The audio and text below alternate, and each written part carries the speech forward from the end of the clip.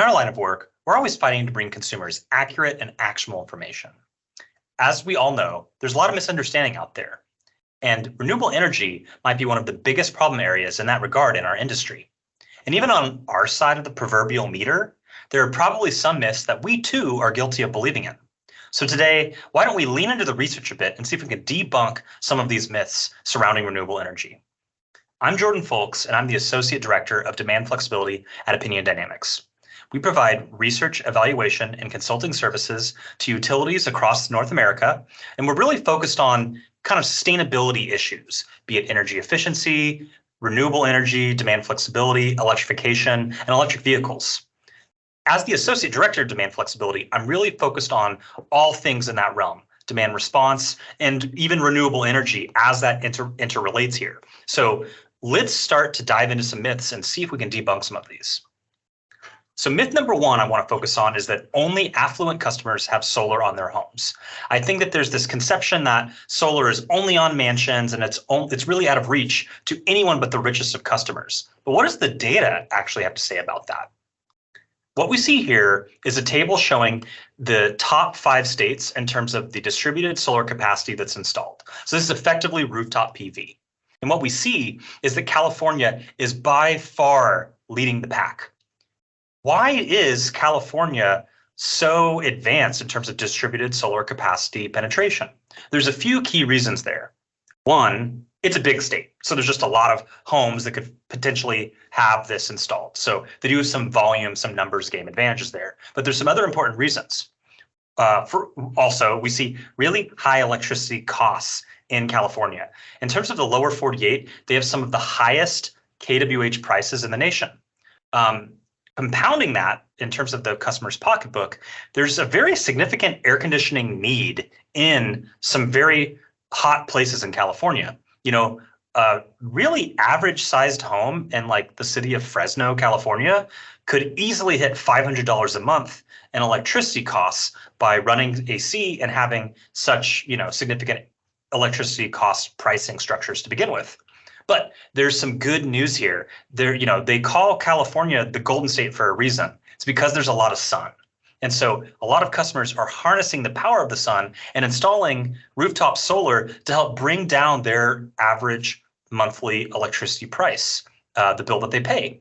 And only further increasing this trend that we're seeing with California dominating the distributed solar market is that actually there's now new construction code requiring solar rooftop panels to be installed on new construction homes.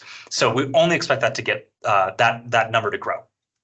So, but the question remains, who actually has solar installed in their roof? And so I dug into some LBNL reporting, which is looking at the income distribution of those that have solar on their home through 2021. And what we see is that of the top 5 states, 4 of the 5 all have about 40% of those with rooftop solar on their homes, representing homes with 100,000 or less of an annual income in 2021. So that's pretty good representation.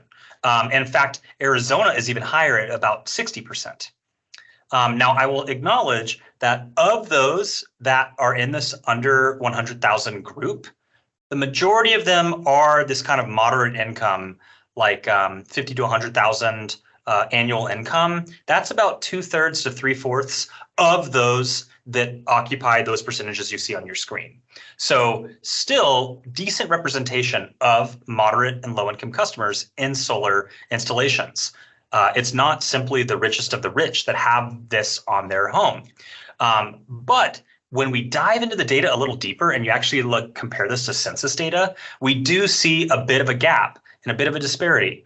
Although 40% of solar customers in California are 100,000 or less incomes, there's 60% of all California households in the state. That is, 60% of California households make less than $100,000 per year. So there's a bit of a gap there, and it makes me wonder if there's a way to close it. Well, that leads me to my next myth, which is the only way to access renewable energy is to install solar panels on your home. I think a lot of us in this industry understand that that's not the only way, but do customers understand this, or does that myth persist? Well, maybe we can dive into the data a bit and find out. So what we have here is some recent research that we conducted with the Smart Energy Consumer Collaborative, looking at customer opinions on renewable energy. And we surveyed over 1,000 customers throughout the nation for a representative sample. And what we see is that community solar is the least known renewable energy resource of those that were tested in the survey. So although the majority of Americans understand about rooftop solar, not nearly as many, only about half of Americans are aware and familiar of community solar options. So clearly, this myth does persist throughout the lay public that rooftop solar is widely seen as how an individual could individually connect and access renewable energy in a more direct way. So the California Public Utilities Commission is really pushing the envelope when it comes to broadening access to renewables via community solar. And they're doing that with their Green Tariff Shared Renewables programs. It's offered by all the IOUs, and there's kind of it's differentiated by whether you're an industrial customer or a commercial customer, or residential customer. There's also a disadvantaged community offering as well that's as part of these system of programs. They're rate neutral, the response to a state bill, and to date, they've enrolled over 250 megawatts. I did some rough back of the envelope math, and that's roughly equal to an average sized rooftop PV system for 40,000 homes. So really good enrollment to date on these programs. So why don't we dive a little bit into how these programs work? The Green Tariff Shared Renewables programs have two kind of program tracks. We have the Green Tariff and the Enhanced Community Renewables, or ECR. The Green Tariff is probably the simplest of the two. The customer just enrolls online through their IOU, and then their bill is just magically different, where they pay the difference between their kind of current standard generation charge and the cost of procuring between either 50 or 100% renewables. Meanwhile, the ECR is a little bit more advanced in that the customer has to directly work with a renewable project developer, and then once they're signed up, that their bill at the IOU is credited for the avoided generation procurement. On the green tariff side, this could be a slight discount or a slight premium, depending on the IOU in the year, because it's always changing these values, right? Meanwhile, when I looked into the historical and forecasted rates in the ECR side, it's very consistently discounted. So the programs really generally, a lot of customers saw the value here and saw they were able to get a discount, maybe 5 cents a kilowatt hour, something like that. And they had smashing success. On the green tariff side, the success was so good, it might not actually be sustainable because so many people signed up for this discount. Meanwhile, the ECR side, the RFP process that went out most recently for IOUs to choose new developments did not lead to any new development contracts. So at the end of the day, both programs are currently on hold. There's no way to get into either one as a new customer because we have a wait list suspension on the green tariff side, and there's just no projects currently available to enroll in on the ECR side. So now that we've learned a little bit about how these projects work, I think an important myth to tackle next is that the industry doesn't understand the modern consumer's relationship with renewable energy. And in fact, these are the very questions that the CPUC was asking. And so they wanted to know more about what customers think about these types of green rates and community solar projects. So my company is currently working with the CPUC to investigate consumer interest and understanding on these issues. We're going to look at their willingness to pay, because as we saw on the last screen, there is some concern with this being a blanket discount and wondering, are customers willing to pay a little bit more, a premium price for renewable energy? And ultimately, what does the market need and what's the customer perception here? So to go about that, we're going to do some data collection and do some surveys and interviews with customers across the spectrum. We're going to talk to industrial customers, small commercial, large commercial, and residential customers, including participants, past participants, and non-participants or potential participants, to learn more about their experience in the program and really try to find, what that willingness to pay is for those that aren't currently participating. So this research is still ongoing, and we're really excited to share the information with you in the future. But for now, I do have a little bit of a window into what exactly consumers are thinking regarding this issue, and that's with the latest SECC research study, the Renewables Engaging Consumers in the Clean Energy Transition.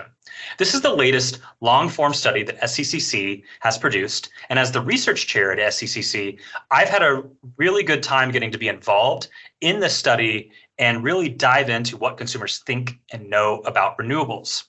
And so what I wanted to leave with you today is a few myths that I think that we're discovering and dispelling within the context of this nationally representative SECC study that I actually referenced at the beginning of this presentation.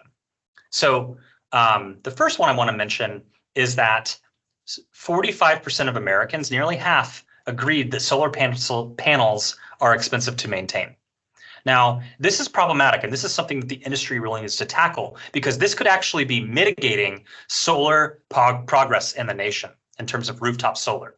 If customers are concerned that these are more expensive to maintain than they are to actually, reap the benefits of solar energy production on the rooftop, we're not going to get more installing them. We're getting past the early adopter phase, especially in California, and so we need to debunk these myths in the industry.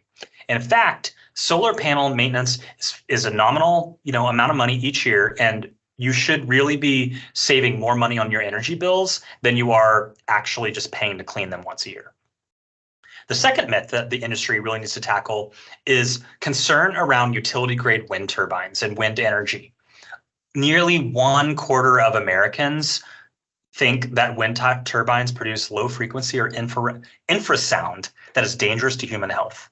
Now, there have been various media outlets and politicians that have been sounding this conspiracy theory, and it's simply not true. And it's mitigating public support for renewable energy. But I want to leave you on a good note. And this is one myth that I think we can start to dispel right now, is that the SECC study is suggesting that consumers are willing to pay more for renewables, and that nearly half of Americans agree that they'd be willing to pay something more for renewable energy to be serving their home. Now, when we dive into the specific dollar amounts, we do see that there is a relationship with dollar amount and interest. 44%, nearly half, are willing to pay $5 more a month. But then when we double that down to $10 more a month, we see willingness to pay drop down to 19%. When you get into more than $20 a month, only 1% are still on board. So you can see there is some wiggle room here to get significant proportions of consumers on board, getting more renewable energy powering their homes for nominal amounts of money each month. Thank you for joining me today.